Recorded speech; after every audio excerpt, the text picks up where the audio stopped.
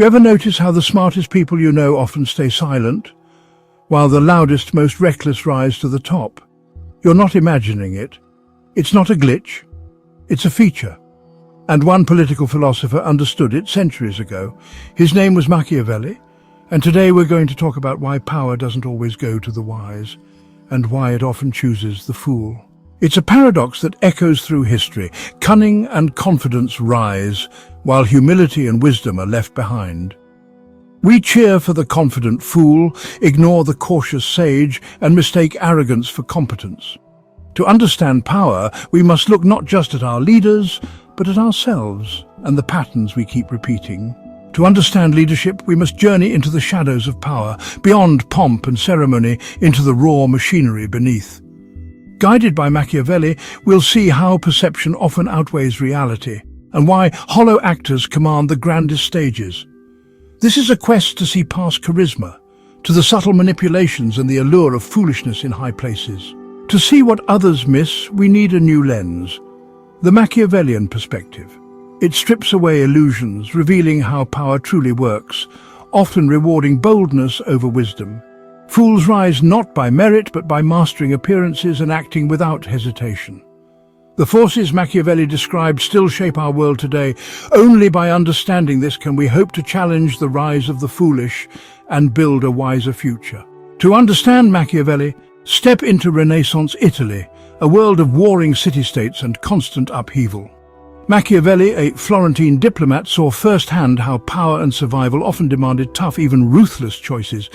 His book, The Prince, was a radical guide for rulers, arguing that political success sometimes means setting aside private morality. For Machiavelli, the true duty of a leader was to protect the state, no matter the personal cost. Machiavelli's most infamous idea, "It is better to be feared than loved if you cannot be both." He wasn't advocating cruelty, but realism. Love is fickle, but fear, rooted in respect for authority, creates stability. The wise ruler avoids hatred, but knows that fear is a more reliable foundation than affection. In an unstable world, Machiavelli believed a leader must prioritize order, even if it means being feared, not loved. Machiavelli believed a ruler must be both lion and fox, strong and cunning. The lion uses force to maintain order, but is vulnerable to traps. The fox is clever, avoiding danger through cunning and deception. True leadership blends both, force when needed, cunning when wise. This is Machiavelli's new morality, adaptability over simple virtue. Machiavelli believed two forces shape our lives: fortune, the unpredictable chaos of fate, and virtue, the leader's skill, ambition, and boldness. Fortune is a capricious goddess, wars, disasters, sudden shifts. Virtue is the power to respond, adapt, and seize opportunity. The wise ruler bends circumstances to his will, turning crisis into triumph. In the end, success belongs to those bold enough to master the unpredictable. Power is not just about decisions. It's a grand performance, a theatre where leaders act and the public watches. The illusion of competence, crafted with symbols and rhetoric, often matters more than substance. The most convincing performer, not the wisest, draws the applause. In politics, the campaign trail is an audition, and the best actor wins the part. In the marketplace of ideas, confidence is a currency of immense value, and it is a currency that the fool possesses in infinite supply. This is not the quiet, earned confidence of an expert who understands the limits of their knowledge. It is the loud, unshakable, and often baseless confidence of someone who is simply too ignorant to recognize their own ignorance. This phenomenon, known in psychology as the Dunning-Kruger effect, suggests that people with low ability at a task often overestimate their own competence. They don't know enough to know that they don't know. This cognitive blind spot becomes a powerful political tool when broadcast to the public. A leader who expresses absolute certainty is incredibly seductive. In a world that feels complex, chaotic, and frightening, we are naturally drawn to figures who offer simple, clear-cut answers. They project an aura of control, a sense that they have a firm grasp on the situation even when they do not. Their confidence acts as a psychological balm for an anxious populace. They do not use phrases like "on the one hand" or "it's a complex issue with no easy solution." Instead, they deal in absolutes. "This is the problem, and I alone can fix it." This simplistic clarity cuts through the noise and resonates deeply with our desire for order and security. The wise individual, meanwhile, is often burdened by doubt. True intelligence involves recognizing nuance, weighing competing evidence, and understanding that most significant problems have deep, tangled roots. This leads to a more cautious and measured approach.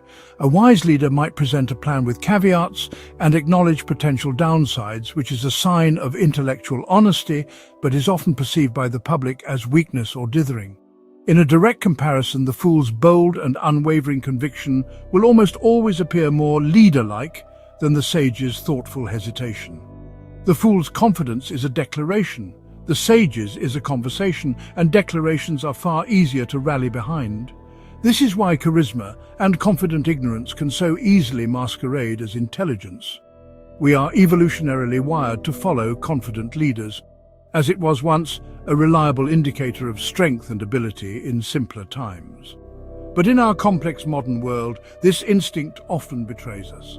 The foolish leader leverages this ancient instinct, using their unearned confidence as a weapon. They create an illusion of competence so powerful that it can overwhelm factual evidence and rational argument. Their self-assurance becomes a self-fulfilling prophecy, as people begin to believe in them simply because they so profoundly and so loudly believe in themselves. If you've ever looked at the world and thought, "How do fools rise while the wise suffer in silence?" you're not alone. The weight of watching incompetence rewarded and integrity ignored can make anyone feel powerless. But you don't have to carry that alone. Online therapy is a place where you can speak freely, sir, without masks, without performance, just honesty. Whether you're navigating frustration, burnout, or the quiet dread of a world that feels upside down, talking to someone helps. There's a link in the description, and if you use the code THERAPY20, you'll get 20% off. Don't keep it all inside. Once in power, the foolish leader faces a new challenge: how to protect their fragile ego and maintain the illusion of their own brilliance. Their solution is almost always the same. They construct a court not of rivals or honest critics, but of sycophants. They surround themselves with individuals who are even more foolish, or at least more compliant, than they are. The primary qualification for entry into this inner circle is not expertise or integrity, but unwavering, unquestioning loyalty. The leader's pronouncements, no matter how illogical or ill-advised, are to be met with enthusiastic agreement. The first rule of the court is to never, ever challenge the leader's perceived wisdom. This creates a dangerous feedback loop, an echo chamber where the leader's worst impulses are amplified, and their best instincts, if any exist, are starved of oxygen. Honest feedback, which is the lifeblood of good decision-making, is treated as treason. Those who dare to speak truth to power, to point out flaws in a plan, or to deliver unwelcome news are quickly branded as disloyal, negative, or simply not a team player. They are purged from the system, replaced by those who are more skilled at flattery than at analysis. The court becomes a closed information circuit, where the only reality that matters is the one the leader wishes to see. In this environment, competence becomes a threat. A genuinely intelligent and capable subordinate is a constant, silent rebuke to the leader's own insecurities. Their expertise highlights the leader's ignorance. Their careful, evidence-based arguments expose the foolishness of the leader's gut feelings. Therefore, the foolish ruler actively seeks out mediocrity in their advisors. They promote those whose limited abilities make them appear brilliant by comparison. The goal is not to assemble the best and brightest team to serve the state, but to assemble a sufficiently docile audience to applaud the leader's every whim. The security of the leader's ego takes precedence over the security of the nation. Machiavelli himself warned of this danger, noting that the first method for estimating the intelligence of a ruler is to look at the men he has around him. A court of fools is the clearest sign of a fool on the throne. This self-imposed isolation from reality is one of the most destructive aspects of foolish leadership. Insulated from truth, the leader begins to believe their own propaganda. Their bad ideas, now validated by a chorus of yes men, are put into action with disastrous consequences. The illusion of competence, once a tool for gaining power, now becomes a prison that guarantees its misuse. Let me know in the comments. Have you ever seen someone rise to power and thought, how did they get there? I read every story. The foolish leader's greatest intellectual asset is their profound simplicity. They do not see the world in shades of grey, but in stark, uncomplicated black and white. For them, every problem has a simple cause and a simple solution. Every opponent is either a friend or an enemy. Every challenge is a battle to be won through sheer force of will. This reductionist worldview, while a terrifying handicap in the realm of actual governance, is an incredibly powerful weapon in the realm of public communication. It allows the leader to craft narratives that are easy to understand, easy to repeat, and emotionally satisfying for a mass audience. Consider for a moment the appeal of a simple slogan over a complex policy paper. The fool excels at creating these slogans. They can boil down intricate issues of economics, foreign policy, or social justice into just a few memorable, emotionally charged words. And this is not because they are brilliant communicators, but because that is genuinely how they see the world. They are not simplifying for the public's benefit, they are merely verbalizing the shallow depths of their own understanding. This perceived authenticity is frankly compelling. The public believes the leader is one of them, someone who tells it like it is, rather than a detached elite who speaks in confusing jargon. This weapon of simplicity is particularly effective at creating scapegoats. When a complex problem arises, the wise leader attempts to understand its multifaceted causes. The foolish leader, in contrast, immediately looks for someone to blame. It is always the fault of a rival political party, a foreign country, immigrants, or some other vilified outgroup. This tactic is brutally effective because it transforms widespread anxiety into focused anger. It provides a simple, emotionally gratifying target for public frustration, absolving both the leader and their followers of any responsibility. It is a powerful act of misdirection that prevents any real examination of the problem's true origins. Ultimately, this reliance on simplicity erodes the very fabric of civic discourse. It trains the public to expect easy answers and to be suspicious of complexity. Nuance becomes a sign of elitism, and thoughtful debate is replaced by tribal chanting. The fool in power does not just rule foolishly. They cultivate foolishness in the population they rule. They create a political culture where the loudest and simplest voice always wins, ensuring that the ground remains fertile for future leaders who are just as simple and just as dangerous as they are. The weapon of simplicity, once unsheathed, is very difficult to put away. If this kind of honest philosophical breakdown speaks to something deep in you, you might want to stick around. Hit subscribe, we go deeper in every video. Machiavelli saw a flaw in us all. We judge by appearances, not reality. The illusion of competence works because we allow it.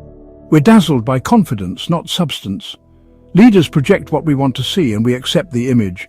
Until we value wisdom over spectacle, we'll keep applauding the performer, not the statesman. Dietrich Bonhoeffer, a German theologian who resisted the Nazis, saw stupidity not as a lack of intelligence, but as a moral failing, one that emerges when people surrender independent thought to the power of a charismatic leader. In groups, people willingly cede their judgment, adopting the leader's worldview and silencing their own conscience. Bonhoeffer believed this collective delusion is more dangerous than evil itself, because it is chosen. Power is a potent psychological toxin. It doesn't just corrupt morals, it changes how we think. Authority dulls empathy, narrows perspective, and inflates ego. Leaders become detached from reality, seeing people as tools, not individuals. Surrounded by privilege and praise, their confidence swells into delusion. In the end, power reshapes the mind, making its holder less fit to lead. In any hierarchical structure, from a royal court to a modern corporation, there exists a fundamental tension between two competing values: loyalty and truth. Loyalty is about allegiance to the leader and the organization. It demands unity, conformity, and a willingness to support the established direction, even if one has private doubts. Truth, on the other hand, is about fidelity to reality. It requires honest assessment, critical analysis, and the courage to voice dissent when a chosen path is flawed. In a healthy system, these two values exist in a delicate balance, but under a foolish or insecure leader, this balance is shattered and the system begins to exclusively reward loyalty over truth. The reason for this is simple. A foolish leader is threatened by the truth. The truth exposes their ignorance, highlights their mistakes, and undermines the illusion of competence upon which their authority rests. A truthful subordinate is therefore not seen as a valuable asset, but as a dangerous challenger. Their well-reasoned arguments are interpreted as insubordination. Their data-driven warnings are dismissed as negativity or a lack of faith. The leader, unable to compete on the battlefield of facts and reason, reframes the conflict as a test of loyalty. You are either with me or you are against me. There is no middle ground for honest disagreement. This creates a powerful incentive structure that warps the behavior of everyone within the system. Ambitious individuals quickly learn that the path to promotion is paved not with brilliant insights or courageous truth-telling, but with effusive praise and unquestioning obedience. They learn to censor themselves, to suppress their critical faculties, and to become adept at figuring out what the leader wants to hear. The system actively selects for sycophants and purges the independent thinkers. Competence and integrity become liabilities, while the ability to flatter the leader's ego becomes the most prized skill of all. The entire organization begins to suffer from a collective intellectual dishonesty. Over time, this process becomes self-perpetuating. As truth-tellers are marginalized or removed, the remaining loyalists are promoted into positions of greater influence. The system's leadership becomes progressively more populated by individuals who have been rewarded for their conformity, not their capability. This ensures that the foolishness at the top is never challenged. The organization becomes incapable of self-correction, blind to emerging threats, and resistant to necessary change. It is a system that has been perfectly designed to protect the leader's ego, but in doing so, it has set itself on a path to eventual, inevitable failure. To maintain power without wisdom, leaders build an inner circle, a psychological fortress. This group shields the leader from reality, filtering information and reinforcing their biases. Honest feedback disappears, replaced by conformity and silence. The leader, isolated and misinformed, becomes a prisoner of their own court. Ultimately, this insulation leads to disastrous decisions and inevitably their downfall. The most terrifying aspect of a fool in power is that their condition is, well, contagious. Like a virus, stupidity, in Bonhoeffer's moral sense, spreads from the leader to the populace. The leader's simplistic rhetoric, their disdain for facts, and their reliance on emotional appeals do not just win them power. They actively reshape the cognitive habits of their followers. The public discourse begins to mirror the leader's own mind. It becomes less tolerant of nuance, more tribal, more aggressive, and less tethered to objective reality. The leader sets the tone, and soon, a significant portion of the society begins to adopt the same patterns of thought. This contagion works through a process of social proof and emotional resonance. When people see a leader confidently spouting simple, powerful narratives, and they see vast crowds cheering in agreement, it creates a powerful pressure to conform. To question the narrative is to risk social isolation, to be branded as an outsider or an enemy. It is, quite frankly, psychologically easier and more rewarding to join the chorus. The leader's simplistic slogans and scapegoating tactics provide an easy outlet for complex anxieties about the economy, cultural change, or national identity. The foolishness is contagious because it offers a sense of belonging and a comforting, if illusory, sense of clarity in a confusing world. This creates a symbiotic relationship between the foolish leader and a foolish populace. The leader feeds the crowd simple answers and emotional validation, and the crowd, in turn, feeds the leader's ego with their adoration, reinforcing their belief in their own brilliance. This feedback loop makes the entire system resistant to facts and reason. Journalists who point out the leader's lies are dismissed as fake news. Experts who warn of disastrous consequences are derided as out-of-touch elites. The contagion of stupidity creates its own immune system, one that aggressively attacks any information that threatens the shared delusion. This is the ultimate danger Machiavelli hinted at and Bonhoeffer witnessed firsthand. A single foolish leader is a problem, but a society that has been infected with their foolishness is a catastrophe in the making. It loses its capacity for collective problem-solving, its respect for truth, and its ability to engage in reasoned debate. It becomes a ship of fools, with a fool at the helm, sailing confidently and cheering loudly as it heads directly for the rocks. The psychology of power and stupidity reveals that the greatest threat is not the fool on the throne, but the throne that can turn an entire nation of thinking individuals into a thoughtless crowd. Wisdom is not a gift, it is a burden. The wise see the vastness of their own ignorance and hesitate where fools rush in. In the world of power, caution looks like weakness, and complexity is dismissed. The bold, untroubled by doubt, seize the stage, while the wise, burdened by responsibility, often remain in the shadows. Machiavelli understood, power is rarely won or kept without ruthlessness. The path to the top demands calculated cruelty, betrayals, and a willingness to crush rivals. Empathetic, thoughtful people recoil from such brutality, unwilling to pay the moral price. So the field is left to those who see power not as a moral dilemma, but simply as the game to be played.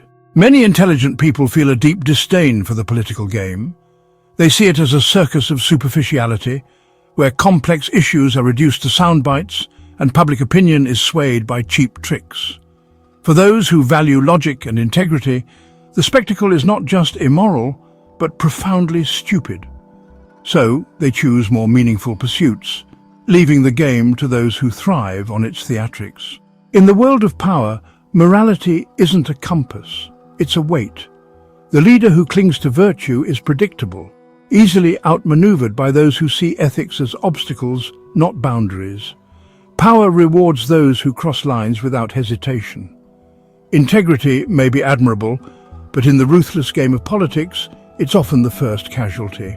Once in power, the foolish leader surrounds themselves with sycophants, creating an echo chamber where only their voice matters. Flattery replaces truth, dissent is purged, and the state becomes a machine for ego, not governance. Governance shifts from serving the people to glorifying the leader. Every policy, every project is judged by how it feeds their ego. Reality is bent to fit the leader's narrative, and the machinery of state is hijacked for personal adulation. Institutions built on expertise and principle are hollowed out, replaced by loyalists who value obedience over competence. The state loses its memory and capability, leaving a legacy of dysfunction that outlasts any single leader. The effects ripple outward: economic chaos, social division, and global isolation. Ordinary people pay the price for a leader's folly. What began as ego at the top becomes a national tragedy, eroding prosperity, unity, and hope. Eventually, reality breaks through. Crisis exposes the leader's incompetence, and the system collapses under its own weight. The cycle ends in chaos and ruin, leaving a broken society to rebuild from the ashes. In the shadow of Machiavelli, we confront a timeless warning. Power rewards confidence over truth, and the foolish rise because we judge appearances, not reality. The stage is set for those who perform strength, while the wise hesitate. The real question is not about them, but about us. Will we see through the illusion or join the applause? Only by cultivating discernment can we break the cycle and recognize true leadership. If this made you think, don't keep it to yourself, share it, like it, subscribe for more truth told plainly. And if you're feeling the weight of the world, the therapy link is in the description. Use code therapy20. Speak freely, you deserve